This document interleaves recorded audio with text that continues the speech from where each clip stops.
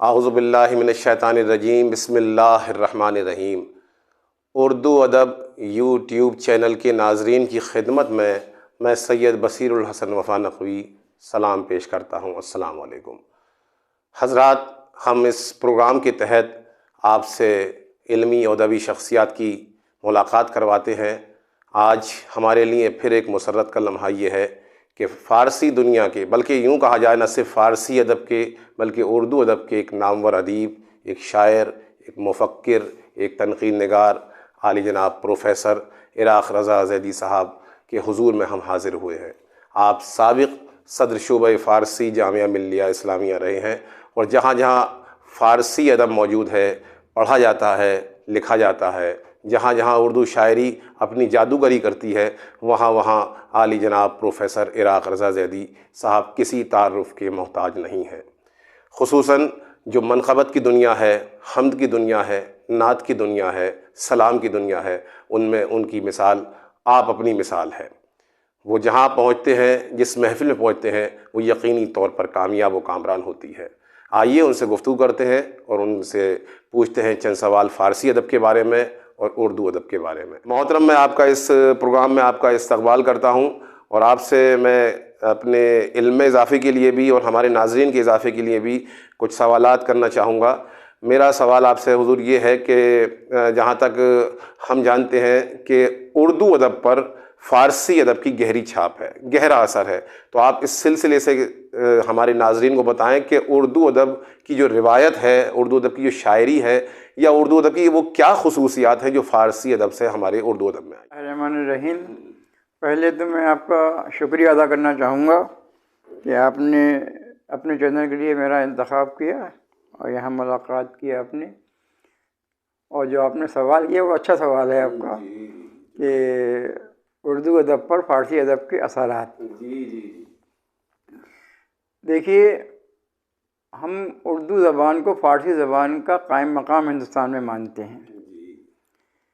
रशीद अहमद सिद्दीकी साहब ने सही कहा है कि मुग़लों ने हमें 3 चीज़ें दी, एक ताजमहल, एक मिर्ज़ा गालिब और एक उर्दू ज़बान। अब गालिब का नाम आने के बाद फ़ारसी और उर्दू दोनों ज़बानों का एक साथ हमारे सामने तस्वीर उभर के आती है। अब हम अगर उर्दू अदब की असनाफ़ लें, मतलब नसरी असनाफ़ लें या नज़्म के असनाफ़ लें, वो उन असनाफ़ में हम ये देखते हैं कि लोग आमतौर से समझते हैं कि ये असनाफ़ जो हैं वो अरबी से आई हैं। अरबी से फ़कत 2 असनाफ़ आई हैं फ़कत, एक कसीदा और एक गज़ल, और कुछ हम कते के लिए कह सकते हैं कि इसके अलावा अरबी ज़बान में कुछ भी नहीं है। अब जो हमारी बड़ी असास है मसनवी, जिसमें आपने नाम सुना होगा दयान शंकर नसीम का भी और मीर हसन का, यानी गुलज़ार नसीम और सहरुल बयान, ये सबसे बड़ी वो है। दूसरी चीज़ हमारे पास रुबाइयात। रुबाइयात वो चीज़ है जिसके लिए मैं आपको बताऊं कि आज के शुअरा जो हैं उन्होंने उर्दू अदब को सत्यानाश इसीलिए कर दिया कि वो रुबाई नहीं जानते हैं। क्यों? क्योंकि कोई भी असनाफ़ जो है 4 मिसरे की नहीं है। 4 मिसरे नहीं, मिसरे की नहीं, 4 मिसरे कोई असनाफ़ नहीं है। बात क्या है, मैं आपको चैनल के ज़रिए बात बताना चाहता हूँ ताकि वो शायरों के पास भी बात पहुँचे जो इसको मैं अपनी ज़बान में बाज़ारी शायर कहता हूँ, जो ये जानते ही नहीं कि 4 मिसरे क्या चीज़ है, रुबाई क्या है, क़ता क्या है। बदायूं में बहुत होता है कि शायर ने शेर लिखा, दरार फ़िगार ने अपने उसमें मजमूए में लिखा है, दरार फ़िगार ने, कि कैसे जाहिलों को शेर देते थे और टाप करके आते थे। इसी तरीके से एक शायर को का नाम बताने की ज़रूरत नहीं है, उन्होंने कहा कि भाई तुम गज़ल पढ़ने जा रहे हो, ऐसा करना कि तुम्हें अगर रोब मारना है तो आप रुबाई पढ़िए, मैं इसको आपको रुबाई लिख देता हूँ। उन्होंने रुबाई लिख दी, लटा दी उनको, और रुबाई लेके पहुँच गए कि मैं एक बहुत बड़ी चीज़ पढ़ के आऊँगा, और रुबाई है भी बड़ी चीज़ है। और वो जाके जब स्टेज पर उनका नाम आया तो वो रुबाई का नाम भूल गए। उस्ताद ने ये भी कहा था कि आपको ये नहीं कहना है कि मैं क्या नाम है क़ता पढ़ रहा हूँ, ये कह दिया था कि ये क़ता नहीं रुबाई है। और वो ये तो याद रहा कि क़ता नहीं कहना है, रुबाई भूल गए वो। अब वो बहुत सोचते मुझे कहना क्या चाहिए, तो उन्होंने पहली बार ये बात वहाँ से शुरू हुई, उन्होंने कहा मैं 4 मिसरे अर्ज़ कर रहा हूँ। और वो लोगों को इतनी भाई कि क्या अभी ना रुपये का फर्क की ज़रूरत है ना कतरे की ज़रूरत है, और हम चार में से कह के कुछ भी पढ़ दें सब उसमें चल जाएगा। उसके बाद से बाहर मैंने कहा मैं उनको बादारी शायर समझता हूँ जो इन चीज़ों को नहीं जानते हैं, जो पढ़ते रहते हैं। वहाँ से शुरू हुई और ये फ़ारसी अदब पर उर्दू पर क़यामत टूटी। अब जहाँ तक असरात की बात है, देखिए एक माहौल जो हमें मिला है फ़ारसी का, वही फ़ारसी का माहौल तरक्की पसंद तहरीक से पहले तक बेने ही वैसे की वैसे ही था। मतलब हमारे यहाँ हिंदुस्तान में बुलबुल किसी ने नहीं देखी है। जी जी जी, क्या बात, क्या बात, क्या नुक्ता था, वाह वाह। और हर आदमी बुलबुल का इस्तेमाल कर रहा है। बुलबुल का जिक्र, बुल तो सबने देखे हैं, बुलबुल यहाँ किसी ने नहीं देखी है। और देखिए तो अंदाज में नहीं देखी जिस अंदाज में शायर कहते हैं। अब अंदाज ही आपको बता देता हूँ, मैंने लिखा भी है अक्सर कि जिस तरीके से हमारे यहाँ हम मोमबत्ती जलाते हैं, शमा जलाते हैं, उस पर परवाने आकर मरने लगते हैं। इसी तरीके से ईरान में अगर आप उर्दू बहिश्त के ज़माने में या बहार के ज़माने में जाएंगे तो बुलबुलें रात को चहकती हुई फूलों पर आती हैं और सुबह को हज़ारों की तादाद में मरी हुई नीचे दिखाई देती है। इन्हें उठाया जाता है, ऐसे परवाने जल जाते हैं लेकिन वो नीचे पड़ी हुई होती हैं। ये बुलबुल का तस्वुर जो है वो उर्दू शायरी में लोग जानते ही नहीं कहाँ से आया। मैंने ये बुलबुल है, अंदरीब ये है, समझिए, ये असरात इसके। उसके बाद जो हम बादशाहों का तस्करा करते हैं तलमीहात की शक्ल में, तो वहाँ पर जितने बादशाहों का तस्करा है, जामे जम का तस्करा हो जमशेद के हिसाब से, वो ईरान का शायर बादशाह है। जो भी दारा का तस्करा अब तक क्या नाम है इनके यहाँ फैज़ के यहाँ साहिर के यहाँ सबके यहाँ दारा का लफ्ज़ इस्तेमाल होता है कि दारा ही गई, ये ईरान का बादशाह है। सिकंदर का जो तस्करा हो रहा है वो यूनान का बादशाह तो है, लेकिन जब उसकी ईरान में हुकूमत हुई है तब वो यहाँ तक पहुँचा है। क्यों? अब जो आईने का इस्तेमाल होता है, लोग कहते हैं कि आईने का इस्तेमाल कर रहे हैं, लेकिन उन्हें पता ही नहीं कि आईना जो सिकंदर ने बनाया है वो ईरान में रह के बनाया है। क्या बात है, क्या बहुत लोग इसका इस्तेमाल करते हैं कि सिकंदर, लेकिन वो ये है पत्थर से काट के जो है उससे घिस घिस के जो सिकंदर ने ईरान में बनाया उसका वो उसका इस्तेमाल हो रहा है। इसी तरीके से जितने भी इस तरीके से तलवीहात हमारे पास हैं, लैला मजनू हालांकि अरबी कहानी है लेकिन फ़ारसी से हमारे पास आई है, क्योंकि फ़ारसी में लैला मजनू में मेरे ख्याल से 50 मसनवियाँ हैं, और जो सबसे मशहूर मसनवी से हम खमसा कहते हैं उसकी भी एक मसनवी का नाम लैला मजनू है। उसकी तकलीद में खुसरो ने लिखी, उन्होंने भी लैला मजनू लिखी। उसकी तकलीद में जो जामी ने लिखा उन्होंने भी लिखी। खमसे की तकलीद तो तकरीबन 100 शायरों ने की है आई। इस तरीके से शेरी, फरहाद और खुसरो ये बहुत नाम आम हुए। ये सब फ़ारसी के ज़रिए यहाँ पर आए, सब फ़ारसी के।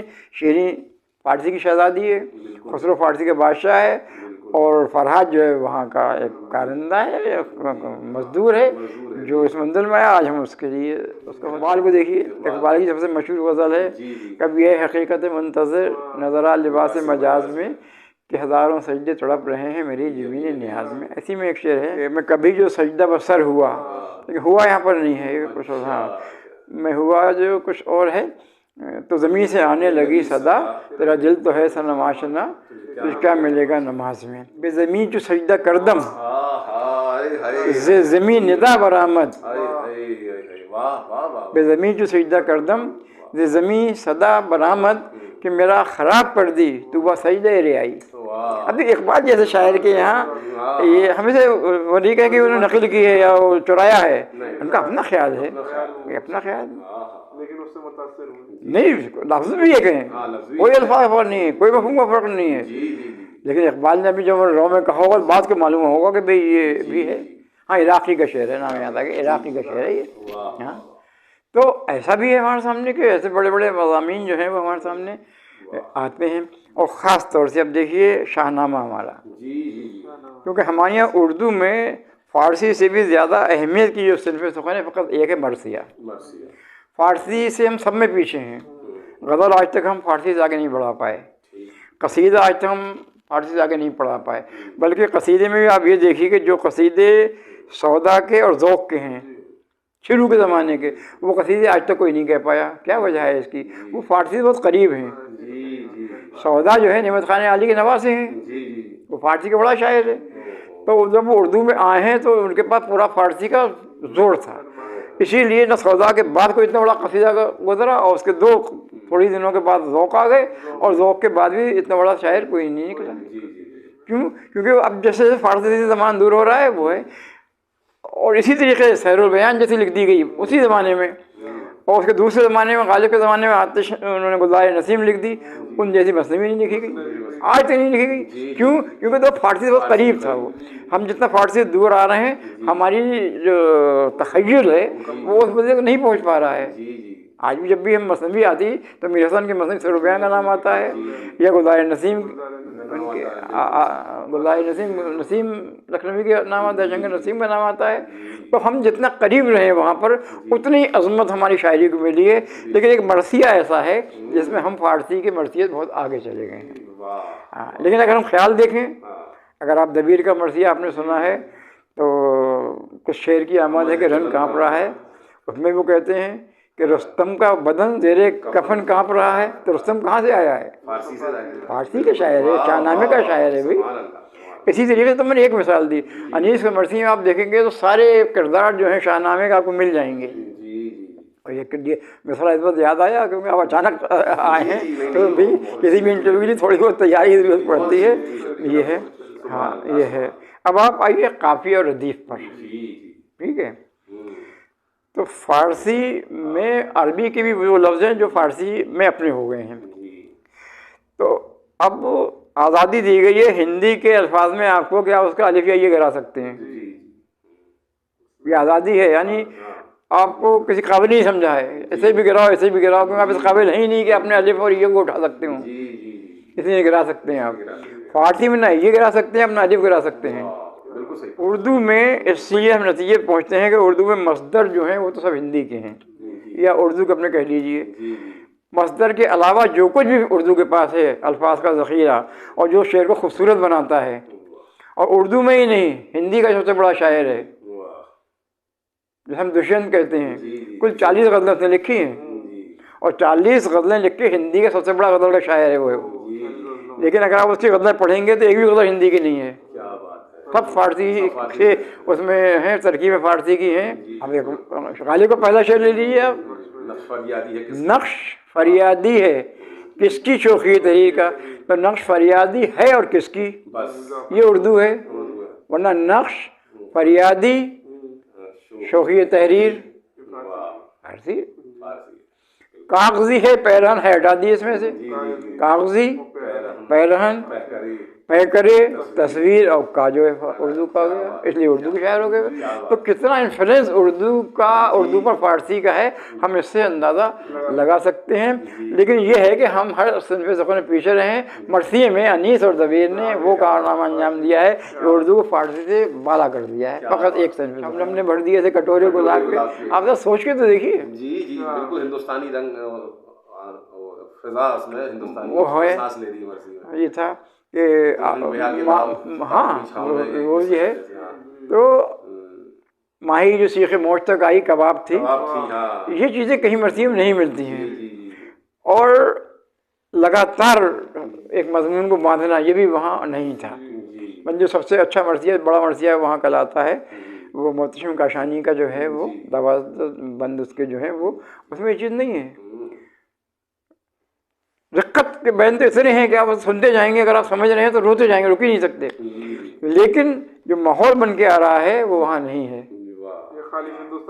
ये हिंदुस्तानी माहौल नहीं, माहौल उसमें ईरानी भी है, अरबी भी माहौल है, सारे माहौल है, हिंदुस्तानी भी माहौल है, क्योंकि हिंदुस्तान में पढ़ रहे हैं इसलिए हावी उस पर है।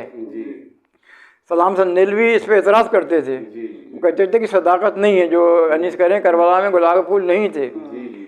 उन्हें ये पता ही नहीं कि हम सामईन के दिमागों को उस मंदिर पर ले जाना चाहते हैं जहाँ तक हम करबला का मंदिर दिखाएं उनको, उनके जहन को हम उस मंदिर तक खींच रहे हैं, उन्हें दिखा रहे हैं कि जहाँ खुशियाँ होती हैं वहीं पर जब अचानक कोई गम आ जाता है तो असर क्या होता है।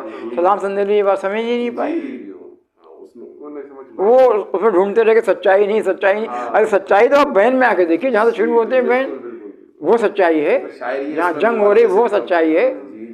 तो इस सूरत से मरसिया जो है हमारा फारसी से आगे, बाकी सारे उसमें हम मरसिए। और इस तरीके से हमें अंदाज़ा हो जाता है कि फ़ारसी के कितने असरात हमारे ऊपर हैं। और हमारे पास ज़रूरत मसल फ़ारसी से ही आई है।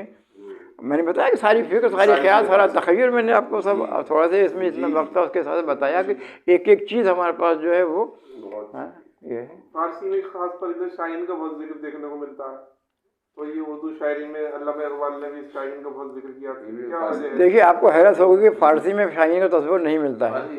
ये अब देखिए तो है बुजुर्गों से, वाह वाह वाह वाह। फ़ारसी में कोई तस्वुर शाहीन का नहीं है। शाहीन या हुमा जो भी परिंदा। नहीं, हुमा एक अलग चीज़ है, अनका अलग चीज़ है, शाहीन अलग चीज़ है। शाहीन परिंदा है, अनका ख्याली परिंदा है, कहीं दिखाई नहीं देता। सीमुर्ग ख्याली परिंदा है, कहीं दिखाई नहीं देता। कहा जाता है कि अगर वो किसी के सर से निकल जाए तो वो बादशाह बनेगा, कहीं नहीं है वो बनना। लेकिन अहमियत है, वो हमारे यहाँ उर्दू में आया है, उर्दू में इस्तेमाल हुआ है। इकबाल का तस्वुर है शाहीन जो है अपना उसका वो है, और वो मौजूद है। शाहीन परिंदा है, बाकी उनके परिंदे जो हुमा परिंदा कहीं दिखाई देता है। सुनते हैं कि किसी के सर से वो गुजर जाएगा तो वो बादशाह बन जाएगा, किसी ने देखा नहीं है। शाहीन जो है फ़ारसी का नहीं है, बल्कि इकबाल की अपनी ईजाद है। और उसके ऊपर फिर जमील मजहरी ने ये चाहा है कि शाहीन की अहमियत तो गिराएं, लेकिन जमील मजहरी उस तक नहीं पहुँच पाए। वो मंजरी अलग है जो शाहीन को कहता है, हमें वो हर तरीके से इकबाल ने कहा है। इकबाल का जो खुदी का फलसफा है, ये किसी मुतासिर हो गई? खुदी देखो, इकबाल के जो मुतासिर हुए हैं, इकबाल वो मौलाना रूम से हैं। पीरे रूमी उनके यहाँ एक नज़्म में भी है, तो उनका वो जितना भी तस्वुर है वो सब है मौलाना रूम के मसनवी से। और उसका माना है, उसको उन्होंने बताया है कि मेरे पास जो कुछ भी है मैं अपने आप को मौलाना रूम का वो शागिर्द मानते हैं। उनकी पत्ती से कट सकता है हीरे का जिगर, मर्द नादा पर बेहस है। ये चाहते थे इकबाल कहते मेरा शेर है, लेकिन नहीं कहा उन्होंने कहा ये भर्तरी हरी का तर्जुमा मैंने किया है। ये बहुत बड़ी बात है, ये बड़ी बात है, उन्होंने एतराफ़ किया। हाँ, इसका मतलब ये संस्कृत से भी वाक़फ़ियत थी उनको इकबाल को। और ये भर्तरी हरी के शेर का तर्जुमा उनको लिखना, जिन लिखा तर्जुमा किया उन्होंने लिखा है जी भर्तरी हरी, तो इकबाल के ये है। अब इस शेर को अगर आप अलग से पढ़िए तो कहीं नहीं मालूम तर्जुमा है, वो बहुत बड़ा शेर है। और देखिए बहुत मज़े की बात सुनी है बाब, इकबाल का एक शेर पढ़ा जाता है, हज़ारों साल नरगिस अपनी बेनूरी पे रोती है, बहुत मुश्किल से होता है दीदावर पैदा। अब देखिए, आपको हैरत होगी कि हम चंडीगढ़ में एक BS की मीटिंग में गए, उसमें प्रोफेसर इकबाल मालिकोटला के में एक ढल साहब आए हुए थे, वो और 2-3 हिंदू और उसके थे, क्या नाम है, उर्दू के अच्छे सुमन साहब का नाम, और ये मधुकारी सुल्तान अब्बास जिसे हम कह रहे हैं, और जो वहाँ के उर्दू के हेड थे वो भी थे। उसने कहा कि साहब ये शेर जो है वो लोग गलत इस्तेमाल करते हैं। ढल साहब ने, प्रिंसिपल थे वो, इसमें क्या नाम खन्ना में, और BS के मेंबर थे। भाई साहब आपका क्या ख्याल है? तो मैंने कहा पहले साहब ये बताइए कि भाई क्यों गलत है जो पढ़ा जाता है हर जगह। तो उन्होंने कहा कि साहब वो नरेश साहब कहते हैं। तो मैंने कहा भाई नरेश साहब कहेंगे तो उनसे बात होगी, आप करें। मैंने कहा आप ये बताइए कि आप इस शेर का मतलब क्या समझे, मैं उसके आगे बात करूँगा। डॉक्टर इकबाल अभी जिंदा हैं, मालिकोटला में रिटायर हो गए, अच्छी पोजीशन के आदमी थे। अरे बोले छोड़िए, मैंने कहा नहीं, आज ये कह रहे हैं कि आप भी नहीं बता पाए, ये कह रहे हैं हारून साहब नहीं बता पाए, कल ये कहेंगे डॉक्टर ददिया तो वो भी नहीं बता पाए, मैं तो नहीं बता के जाऊँगा। वरना ये कल ये भी कहेंगे वो भी आए तो उन्होंने नहीं बताया। मैंने कहा आप ये बताइए कि इस शेर का मतलब समझे क्या। तो वो बोले कि भाई मतलब का। मैंने कहा देखिए, शेर के मानी और मफ़हूम बहुत फ़र्क है। आप खाली मानी जा रहे हैं, आप उसका मज़मून का समझते हो तो बताइए, और नहीं समझते हो तो फिर मैं आपको बताऊं। तो सुमन साहब मेरी बात समझिए, बोले रही साहब ना ये जानते ना मैं जानता हूँ, लेकिन बात आपकी अच्छी है, आप बता देंगे तो मेहरबानी होगी आपकी। सुमन साहब वो भी वहाँ पर पढ़ाते थे उर्दू। हाँ, अब देखिए जो मैंने उन्हें बताया, हो सकता है आपके लोगों की नज़र में हो। मैंने कहा देखिए कि जिस वक्त हज़रत इब्राहिम पैदा होने वाले हैं, आने वाले हैं, उससे पहले ज़माने में बुरा हाल है, और हर आदमी किसी का इंतज़ार कर रहा है कि अल्लाह का भेजा हुआ कोई आदमी आएगा, वो हमारी हिफाजत करेगा। हज़ारों साल बीत गए, उसके बाद हज़रत इब्राहिम आए और उन्होंने नक्शा उसका बदला।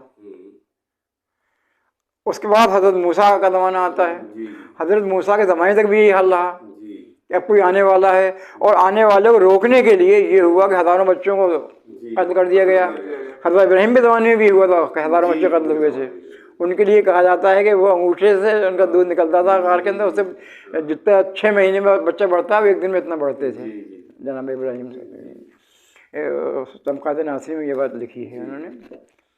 तो अब हज़रत मूसा का इंतज़ार हो रहा है, वो आ गए, अब फिर ज़माना उसे भर गया, अब फिर एक मसीहा का इंतज़ार हो रहा है, अब हज़रत ईसा आ गए, फिर एक मसीह का इंतज़ार हो रहा है। तो हमारी कौम तो वो जो इंतज़ार करती हुई आ रही है, हमें मालूम है इंतज़ार क्या चीज़ है। अब हज़रत ईसा के बाद हमारे नबी आए और नबी के जाने में फिर इंतज़ार है, यानी जो पैदा हो चुका हमें उसका भी इंतज़ार है। तो अब आप इस शेर को पढ़िए कि हज़ारों साल नरगिस जो है वो फूल थोड़ी है, हम हैं। और हम कभी इब्राहिम के ज़माने में इंतज़ार कर रहे हैं, कभी मूसा के लिए इंतज़ार कर रहे हैं, कभी ईसा के लिए इंतज़ार कर रहे हैं, कभी मोहम्मद के लिए इंतज़ार कर रहे हैं और कभी बारह इमाम के लिए इंतज़ार कर रहे हैं। तो हमारा एक इंतज़ार का सिलसिला है। अब हमारी नरगिस की आंखों को देखिए, जो नरगिस नहीं हमारी आंखें हैं, कौम की आंखें हैं, लोगों की आंखें हैं कि हज़ारों साल नरगिस अपनी बेनूरी भी होती है। उर्दू ये है और ये सारे असाद काहे के हैं, फारसी के तो हैं ये, लेकिन इन शेरों को समझना भी सबके बस में नहीं है। अब कहें तो आपको मैं एक बहुत आसान शेर का तर्जुमा भी करके दिखा दूँ, जो बहुत आपने आसान शेर सुना होगा। एक बार का सबसे आसान शेर कौन समझते हैं आप ही बताइए पहले, सबसे आसान शेर ये आसान है, ये तो मुश्किल हो गया। मैं सुनाता हूँ कि सारे जहाँ से अच्छा हिंदुस्तान हमारा, बिल्कुल सही फरमाया, ये आसान तरीन है अगर कहा जाए। सारे जहाँ से अच्छा हिंदुस्तान हमारा, हम बुलबुलें हैं इसकी, इससे आसान शेर कोई हो सकता है? नहीं। लेकिन शेर किसी की समझ में नहीं आया, इसका भी तर्जुमा पहली बार मैंने ही किया है। चंडीगढ़ में एक मेरा लेक्चर था वहाँ पर। अच्छा, इस पर भी बता दे रहा हूँ ताकि मेरी बात लोगों तक पहुँचे साहब कि इकबाल कहना क्या चाहते हैं आप। ये देखिए, मैंने अभी आपको बताया बुलबुल के बारे में, बुलबुल क्या चीज़ है। बुलबुल वो चीज़ जो हमारे यहाँ परवाने हैं, मैंने बताया। ठीक है, अब देखिए वो कहता है कि सारे जहाँ से अच्छा हिंदुस्तान हमारा, हिंदुस्तान हमारा, सारी दुनिया अच्छा, कोई बात नहीं है। अब कहते हम बुलबुलें हैं इसकी, ये गुलसिता, हम इसकी बुलबुलें कैसी हैं, बुलबुलों का क्या वो है गुलसिता में, ये रोल है कि उनके ऊपर जान दे दी। बुलबुलों का रोल ये है कि जिस तरीके से परवाने शमा पर जल जाते हैं, जान दे देते हैं, उसी तरीके से बुलबुल का रोल ये है कि वो फूलों के ऊपर जान दे देती हैं। हम इस मंजिल में हैं कि हम अपने वतन के ऊपर जान देने के लिए हमेशा तैयार रहते हैं और जब भी आता है तो हम जान देते हैं। तो वतन में जान देने वाला कौन है? हम हैं वतन में जान। किस तरीके जान देते हैं, कितनी मोहब्बत है हमें इससे, इतनी मोहब्बत है कि अंदाजा नहीं लगाया सकता। जैसे बुलबुलें जान देती हैं फूलों के ऊपर, हम इस तरीके से वतन पर जान देते हैं। ये नहीं खाली कहते फिर हम जान देते वक्त आता है।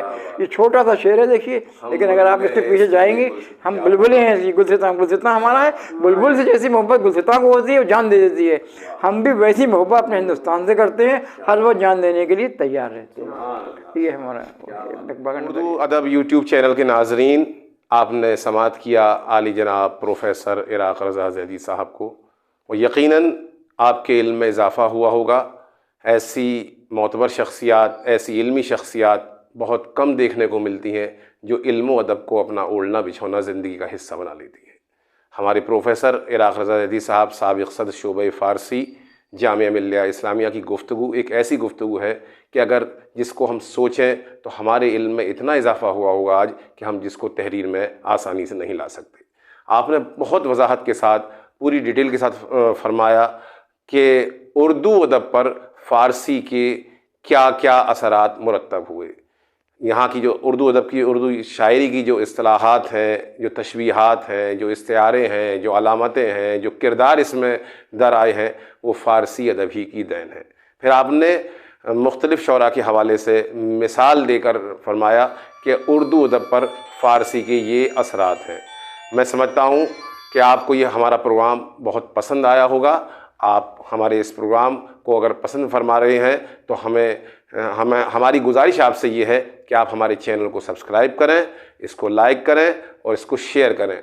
और इसके अलावा आपसे एक और गुजारिश ये है कि अपने कमेंट्स से ज़रूर नवाजें, क्योंकि आपकी ख़यालात, आपके कमेंट्स हमारी हौसला अफजाई का बाइस होते हैं।